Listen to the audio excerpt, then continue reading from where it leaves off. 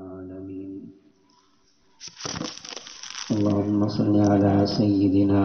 محمد وعلى آل سيدنا محمد وبارك وسلم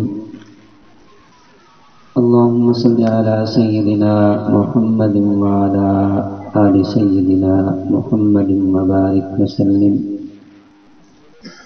اللهم صل على سيدنا محمد وعلى آل سيدنا محمد وبارك وسلم.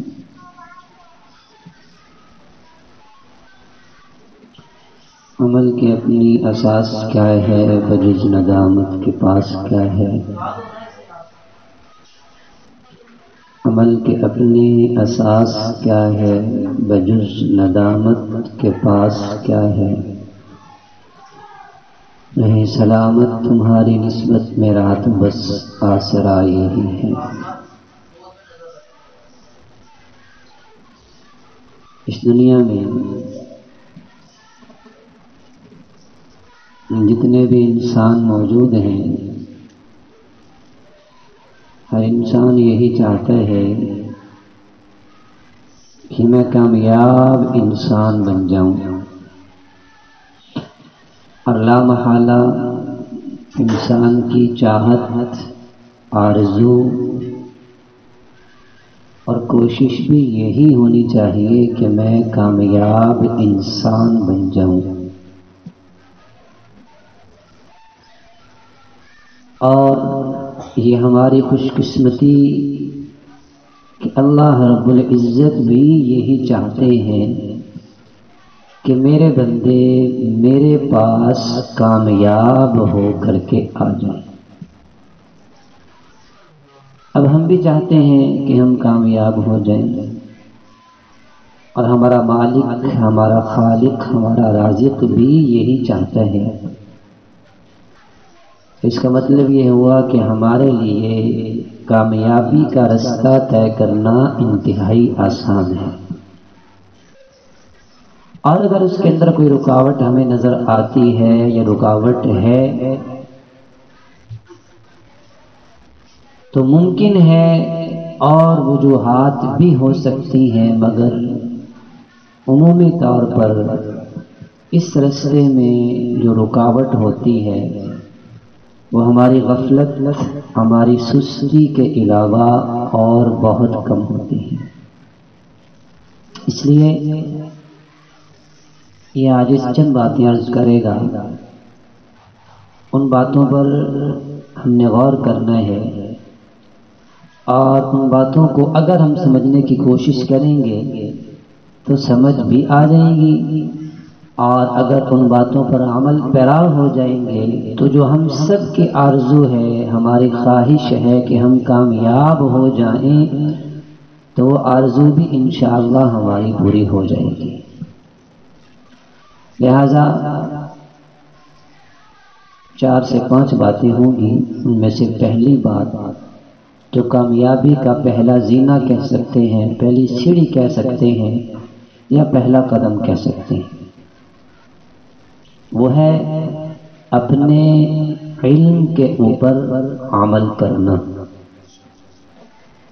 اپنے علم کے اوپر عمل کرنا، یہ پہلی بات، یہ پہلا قدم ہے کامیابی کی منزل کا سفر طے کرنے کے لیے. آج کے اس دور میں اگر ہم علم کی بات کریں، بھلے دنیا کے اعتبار سے ہو یا دین کے اعتبار سے ہو، تو کسی طرف بھی علم کی کمی ہمیں نظر نہیں آئے گی. علم کا ایک سمندر ہے جس کا کوئی کنارہ ہمیں ڈھونڈنے سے بھی شاید نہ مل سکے. اتنا علم آج کے زمانے میں موجود ہے، اور اگر اس سے پہلے ہم دیکھیں تو یہ بات ہمارے اوپر، یہ حقیقت ہمارے اوپر کھل کر کے سامنے آتی ہے کہ علم کی کثرت، علم کا بہت زیادہ ہو جانا یہ کوئی کامیابی کی دلیل نہیں ہے، اور اس کی دلیل یہ ہے وَإِذْ قُلْنَا لِلْمَلَائِكَةِ اسْجُدُوا لِآدَمَ فَسَجَدُوا إِلَّا إِبْلِيسَ،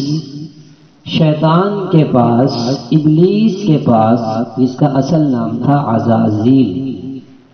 علم کی کمی نہیں تھی، بے انتہا علم اس کے پاس تھا، بہت زیادہ علم تھا، لیکن اتنا علم ہونے کے باوجود چونکہ اس کے پاس عمل کا ایک قطرہ بھی نہیں تھا، تو بہت سارے علم کے باوجود بھی یہ اللہ رب العزت کی بارگاہ میں ہمیشہ ہمیشہ کے لیے ناکام ہو گیا۔ تو علم کے ساتھ اگر عمل کی روشنی، عمل کا نور شامل ہو جاتا ہے تو پھر تھوڑا علم بھی انسان کی کامیابی کے لیے کام کر جاتا ہے۔ اور یہ چونکہ ایک تعلیمی ادارہ ہے، یہاں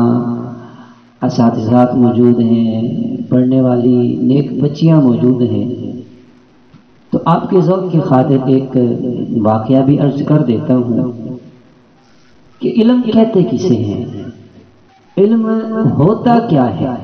علم کا معنی کیا ہے۔ ایک تو وہ ہے جو ہمارے جیسے سطحی علم رکھنے والے برائے نام علماء ہم یہ سمجھتے ہیں کہ علم کا معنی ہے جاننا، علم کا معنی ہے پہچاننا، اس سے آگے ہماری معلومات ختم ہو جاتی ہیں۔ ایک دفعہ ہمارے پیر و مرشد، ہمارے مربی، ہمارے شیخ محبوب العلماء والصلحاء حضرت مولانا حافظ پیر ذوالفقار احمد نقشبندی مجددی دامت فیوزہم، حضرت کی ملاقات ہوئی مفتی اعظم پاکستان حضرت مولانا مفتی محمد شفیع صاحب رحمۃ اللہ علیہ، ان کے ساتھ یہ واقعہ ساجد نے اپنے مرشد کی دامت فیوزہم کے سامنے بیٹھ کر کے خود سنا۔ تو حضرت جی نے فرمایا کہ ہماری ملاقات ہوئی، حضرت مفتی اعظم پاکستان سے کافی دیر خاموشی رکھی، اور کافی دیر کے بعد حضرت جی نے سر اٹھایا اور ہم سے پوچھا کہ بچوں یہ بتاؤ کہ علم کسے کہتے ہیں۔ سوال چھوٹا سا تھا، بڑا مختصر سا، بڑا آسان سا، تو ہم کچھ یونیورسٹی کے طلباء تھے، کچھ اور علماء بھی تھے، تو سب نے اپنے اپنے علم کے مطابق کم و بیش یہی جواب دیا، علم کا معنی ہے جاننا، پہچاننا یا معرفت، یا اس سے ملتا جلتا جواب تھا۔ تو جب سب نے جوابات دے دیے تو آخر میں حضرت مفتی اعظم رحمۃ اللہ علیہ نے جواب دیا کہ عزیز طلباء، عزیز سامعین کرام، علم اس کو کہتے ہیں، یہ ایک ایسا نور ہوتا ہے کہ جب انسان اس کو حاصل کر لیتا ہے، جب تک انسان اس پر عمل نہ کر لے انسان کو چین ہی نہیں آتا۔ یہ علم ہے، یہ علم کی حقیقت ہے، یہ علم کی گہرائی ہے جو مقصود ہے علم حاصل کرنے سے، کہ ہمیں علم حاصل ہو جائے اور اس پر عمل کرنے کی توفیق ہو جائے تو گویا ہمارے لیے یہ علم کا پڑھنا اور اس پر عمل کرنا یقیناً کامیابی کا ذریعہ بن گیا۔ اور اگر علم ہو اور بے بہا ہو اور اس پر عمل نہ ہو تو قرآن عظیم الشان میں اللہ تعالیٰ نے اس چیز اور اس معاملہ کو اتنا ناپسند فرمایا ہے، بھلے یہ میری بات توجہ سے سننے کی ہوگی کہ علم صرف دنیا کا نہیں، بھلے دین کا بھی علم ہو اور اس پر عمل نہ ہو، اللہ تعالیٰ کو یہ بات بھی پسند نہیں ہے، بلکہ اسی پر زیادہ ناراضگی کا اظہار فرمایا۔ قرآن میں فرمایا کَمَثَلِ الْحِمَارِ يَحْمِلُ أَسْفَارًا، یہ علماء یہود کے بارے میں جو اس وقت کے صحیح علماء تھے اور وہ دین برحق تھا، لیکن انہوں نے کیا کیا کہ اپنے علم کے اوپر عمل نہیں کیا، تو اللہ تعالیٰ نے قرآن میں یہ بات ارشاد فرما دی کمثل الحمار یحمل اسفارا، ان علماء یہود کی مثال تو ایسے ہے جیسے ایک گدھے نے اپنے اوپر بوجھ اٹھایا ہوتا ہے۔ اب آپ اندازہ فرمائیں کہ علماء کے بارے میں خود اللہ تعالیٰ یہ بات ارشاد فرما رہے ہیں، کتنی بڑی ناراضگی والی بات ہے، کتنا ناراضگی کا اظہار کیا جا رہا ہے کہ تمہیں میں نے دین کا علم عطا فرمایا ہے اور تمہیں اس پر عمل کی توفیق نہیں ہے، میرے نزدیک اس سے زیادہ بری بات ہے ہی کوئی۔ ان علماء کو فرمایا کہ ان کی مثال ایسے ہے جیسے گدھے نے اپنے اوپر بوجھ اٹھایا ہوا ہے۔ اب گدھے کے اوپر آپ کتابوں کا ایک پہاڑ بھی شک رکھ دیں، گدھے کو پتہ نہیں ہے کہ ان کتابوں میں کیا لکھا ہوا ہے، ان پر عمل کیسے کرنا ہے۔ تو عزیز طالبات، اساتذات کرام، ہمیں اس بات کے بارے میں آج سے سنجیدہ ہو جانا چاہیے کہ بھلے ہمارے پاس علم کم ہو یا زیادہ ہو، لیکن جتنا بھی ہو جب تک اس پر عمل پیرا نہیں ہو جائیں گے اس وقت تک ہمیں اس علم کے پڑھنے کا فائدہ حاصل نہیں ہوگا۔ اور آپ اگر تھوڑا سا مطالعہ فرمائیں، تفسیر میں دیکھیں تو قرآن پاک میں یہ جو الفاظ ہیں یسألونک یسألونک عن الاہلہ، یسألونک عن الانفال، یسألونک عن الشہر الحرام، اس طرح کے جو سوالات کے جملے ہیں جو صحابہ کرام نے حضور علیہ السلام سے پوچھے ہیں، تو کم و بیش 1,24,000 صحابہ کرام تھے، اور صحابہ کرام کی زندگی کے مجموعی سوالات اگر آپ جمع فرمائیں تو لاکھوں کی بات تو نہیں، ہزاروں میں بھی ان کو شمار کرنا مشکل ہوگا،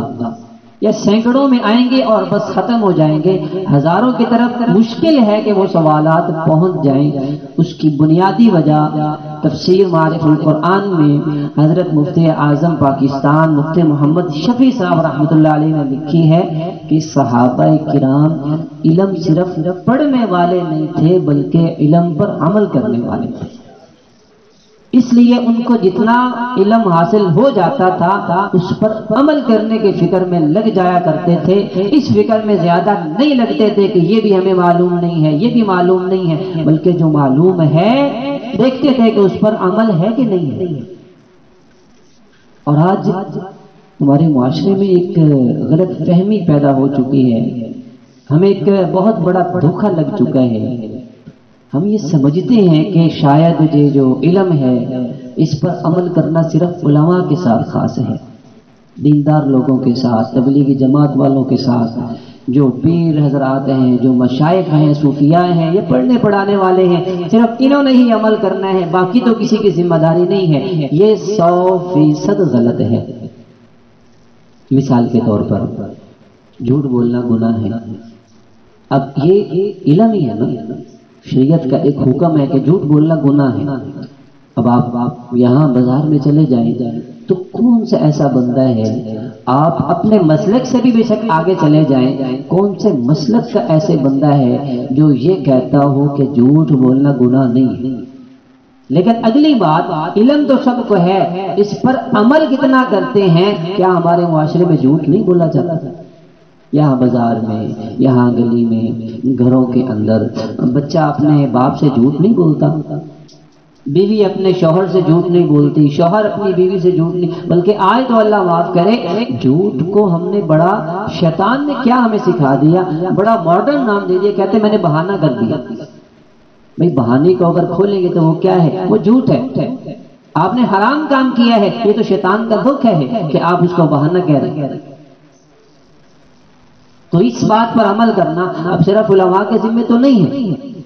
یہ تو کاروباری کی ذمہ بھی ہے، جو تاجر ہے اس کے ذمہ بھی ہے، جو ڈاکٹر ہے اس کے ذمہ بھی ہے، جو انجینئر ہے اس کے ذمہ بھی یہی بات ہے۔ ہاں یہ بات الگ ہے کہ جو علماء ہیں، جو دیندار ہیں، ان کی ذمہ داری باقی کے نسبت زیادہ بنتی ہے۔ حضرت حسن بصری رحمت اللہ علیہ ایک دفعہ کہیں جا رہے تھے، بارش ہو چکی تھی، कीचड़ बना हुआ था। एक छोटी सी बच्ची कोई सौदा वगैरह लेके जा रही थी दुकान से, तो हजरत ने देखा तो मोहब्बत की वजह से, शफकत की वजह से बच्ची से फरमाया कि बेटा संभल के चलना, गिर जाओगे, तुम्हारा नुकसान हो जाएगा, तुम्हारे पास सामान है। तो शायद अल्लाह की तरफ से कोई खास मामला था। उस बच्ची ने ऐसे आंखें भर के देखा और कहने लगी, हजरत मैं गिर गई तो मसला नहीं है, मेरा अपना नुकसान होगा, अगर आप फिसल करके गिर गए तो फिर बड़ी दुनिया का नुकसान होगा। तो ये मेरी आपकी जिम्मेदारी ज्यादा बनती है। जो अपने आप को दीनदार कहते हैं, अपने आप को उलमा और आलिमात कहते हैं, पढ़ने पढ़ाने वालों में शुमार रखते हैं, तो इस वजह से हमारी जिम्मेदारी ज्यादा बन जाती है। तो पहली बात अपने इल्म के ऊपर अमल करना। और कामयाबी का दूसरा उसूल, दूसरी सीढ़ी, बड़ों के तजुर्बात से फायदा उठाना, अपने बुजुर्गों के तजुर्बात से फायदा उठाना। चाहे आप दुनिया के एतबार से ले लें, चाहे आप दीन के एतबार से ले लें। कुरान अज़ीम शान में अल्लाह ताला ने बड़े वाज़ेह अल्फाज में इरशाद फरमाया, व अलैसा लिल इंसानि इल्ला मा सआ। ये अल्लाह का वादा है कि जो इंसान कोशिश करेगा अल्लाह ताला उसको उसका बेहतरीन बदला अता फरमाएंगे। ये अल्लाह का वादा है। चाहे दुनिया के एतबार से इंसान कोशिश करे, और हम देख रहे हैं कि जापान के अंदर एक चीज बनती है और यहाँ जब पहुँचती है, उन्होंने मेहनत इतनी कर दी है, हम बाजार में जाते हैं तो हम नाम लेकर के कहते हैं कि भाई जो मेड इन जापान हो, हमें वो चीज चाहिए, क्योंकि उन्होंने मेहनत कर दी है। और मेरे अल्लाह का वादा है, इसमें काफिर मुसलमान का कोई फर्क नहीं रखा, लिहाजा अल्लाह उन काफिरों को भी इस मेहनत का नतीजा अता कर रही है। और एक इंसान जो मुसलमान हो, हुजूर सल्लम का उम्मती हो, कलमा पढ़ने वाला हो, अगर वो दीन पर मेहनत करेगा और अपने बुजुर्गों की बातों पर अमल करेगा, तो अल्लाह उसको इसका बदला क्यों नहीं अता फरमाएगा? जरूर अता फरमाएगा, बल्कि इंसान की सोच से भी बढ़ करके अता फरमाएगा। आज दुनिया के एतबार से देखें तो गोया कि जो तजुर्बात से फायदा उठा रहे हैं वो इतने कम हैं, गोया के ना होने के बराबर हैं। हर बंदा आप देखें, किसी के सामने जिक्र कर दें कि मेरे सर में दर्द है, तो 2-4 नुस्खे तो कम से कम आपको मिल ही जाएंगे। आप ये कर लें, वो कर लें, वो कर लें। हर बंदा डॉक्टर बना हुआ है, हर बंदा आलिम बना हुआ है, हर बंदा मुर्शिद बना हुआ है, हर बंदा उस्ताद बना हुआ है। वजह क्या है? ये नहीं सोचते, ये हम गौर नहीं करते कि हमें बड़ों से कुछ हासिल कर लेना चाहिए, बजाय इसके कि हम अपने आप को एक दफा आजमाएं और सारे धक्के और ठुड्डे खाएं, उसके बाद हमें समझ में आए कि नहीं, हम गलत थे, हमें ऐसे नहीं करना चाहिए। अगर बाप अपने बच्चे को समझाता है तो बच्चा समझने के लिए तैयार ही नहीं है, कहते हैं नहीं आप गलत है, मैं ठीक हूँ। और नतीजा जब निकलता है, जब उसकी इंतहा होती है, तो बात यह निकलती है कि नहीं अबू जी आप ठीक थे, मैं गलत था, मैं माजरत चाहता हूं। अगर उस्ताद अपने बच्चे को समझाए तो बच्चा समझने के लिए तैयार नहीं है। हालांकि उस्ताद ने एक दफा, मेरे एक दोस्त भाई भी हैं और मेरे शागिर्द भी हैं, तो वो बता रहे थे कि हम किसी और उस्ताद के पास बैठे हुए थे, सबक पढ़ रहे थे, तो हमने कोई ऐसे मतलब शरारत की, तो उस्ताद जी ने नोटिस किया लेकिन हमें कुछ कहा नहीं, सिर्फ इतना फरमा दिया कि बच्चा ये जो तपाई के दूसरी तरफ जिस सीट पे आप बैठे हो ना, इसी सीट से हो करके हम इस उस्ताद की नशिस्त पर बैठे हैं। उस्तादों के तजुर्बात से फायदा उठाने के लिए शागिर्द तैयार नहीं है। और अगर खुशनसीबी से किसी का ताल्लुक किसी अल्लाह वाले के साथ हो गया है, नेक बंदे के साथ हो गया है, तो उनसे इस्लाह अगर हमें मिल जाती है तो उसको कबूल करने का हमारे पास जज्बा और हौसला नहीं है। और ये आप अगर नोट करें तो ये जो फैक्ट्रियों वाले कभी कभार इश्तिहार देते हैं, ऐड देते हैं कि हमें कोई मुलाजिम चाहिए, तो साथ लिखा होता है कि जिसका तजुर्बा ज्यादा होगा उसके चांसेस ज्यादा होंगे। वजह क्या होती है? वजह ये होती है कि जो बंदा जितना ज्यादा तजुर्बाकार होता है وہ اتنا ہی اس فیلڈ کے بارے میں نفع نقصان کو جانتا ہوتا ہے۔ لہذا ہم کیا کرتے ہیں کہ ہم خود نوجوان جو ینگ نسل ہے، ینگ جنریشن ہے، اپنے آپ کو آگے رکھتے ہیں، آپس میں پلان بناتے ہیں، اب غلط وہ بھی کہہ رہے ہوتے ہیں اور غلط یہ بھی کہہ رہے ہوتے ہیں، جب نتیجہ نکلتا ہے تو شرمساری کے علاوہ کچھ بھی حاصل نہیں ہوتا۔